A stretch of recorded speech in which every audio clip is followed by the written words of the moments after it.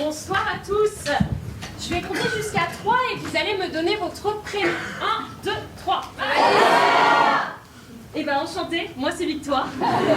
Je ne sais pas ce que je vais faire sur scène et ça tombe bien parce que moi non plus.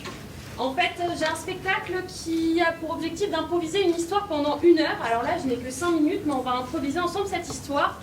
J'aurais besoin que tu me donnes d'abord un métier, un lieu ou une situation qui te fait rêver, quelque chose qui est lié au monde de l'imaginaire. Ça peut être un métier réel ou un métier imaginaire. Tu peux par exemple me dire qu'on est dans un magasin de bonbons, tu peux me crier astronaute, ou tu peux me dire créateur d'origami à l'aide de brins d'herbe. Ce que tu veux, il y a quelque chose qui te fait rêver, quelque chose de très imaginaire. Je vais compter jusqu'à 3 et tu vas me dire ce que tu as en tête. 1, 2, 3. Ok. Qu'est-ce que tu as dit devant? Astronaute. Vas-y, 1, 2, 3. Il y a quelque chose avec feuillu là-bas, qu'est-ce que tu as dit? J'ai bien les sciences. Hein? De quoi? J'ai bien les sciences. Ah, qu'est-ce que tu m'as dit? Éleveur de licorne. Éleveur de licorne. Ok, très bien. Et je vais te demander autre chose, c'est le mot que tu veux. Je te laisse 2 secondes pour réfléchir.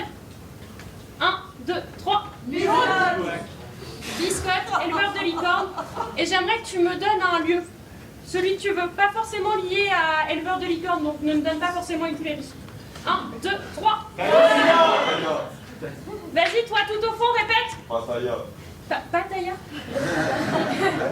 Tu vas me dire un mot que je peux comprendre en moins de 10 secondes. 1, 2, 3. L'océan. Marseille. L'océan. J'aime bien l'océan. Océan, biscotte, éleveur de licorne. Ok, j'ai tout ce qu'il me faut. On se retrouve dans 5 minutes. Je vais t'improviser une petite histoire.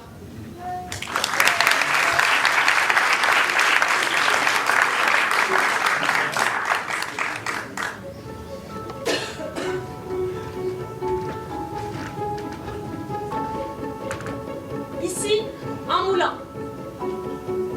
Il est grand. Il fait 6 mètres de haut. La particularité de ce moulin, c'est que chaque pale a une couleur différente. Il y a du bleu, du orange, du rose. Il tourne sans cesse grâce au vent. Un vent qui fait également tourner les vagues, juste là. Car face à ce moulin, l'océan. Un océan magnifique, avec des reflets bleu turquoise, mais également vert.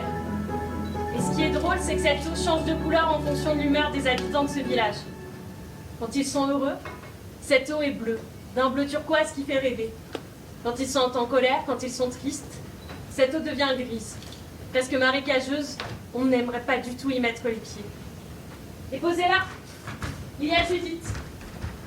Judith a toujours le même réflexe. Quand ça ne va pas, quand elle est bougonne, Julie prend une chaise, la met ici et regarde la mer.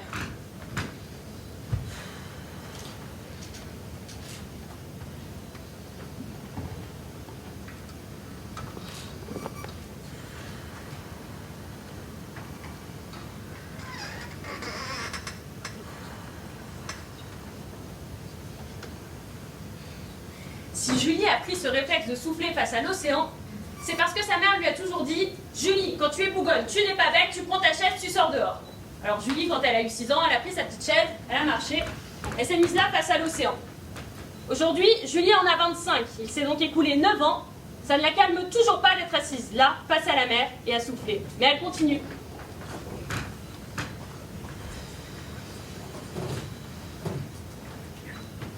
Putain, mais c'est débile de me faire sortir à chaque fois que je m'engueule avec elle.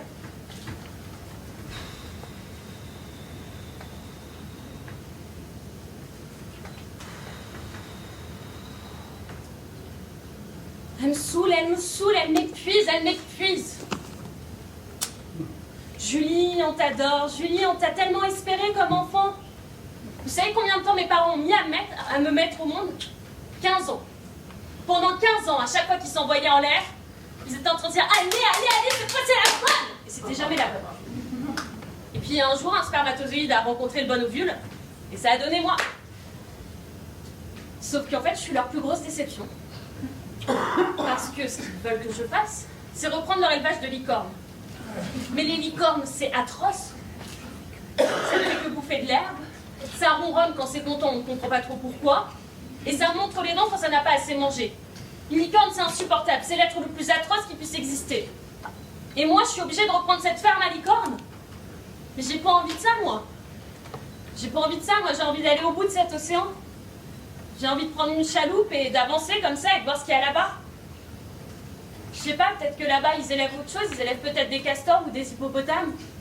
Des choses beaucoup plus mignonnes que des licornes. Je veux pas élever des licornes. Je trouve ça nul de vouloir élever des licornes.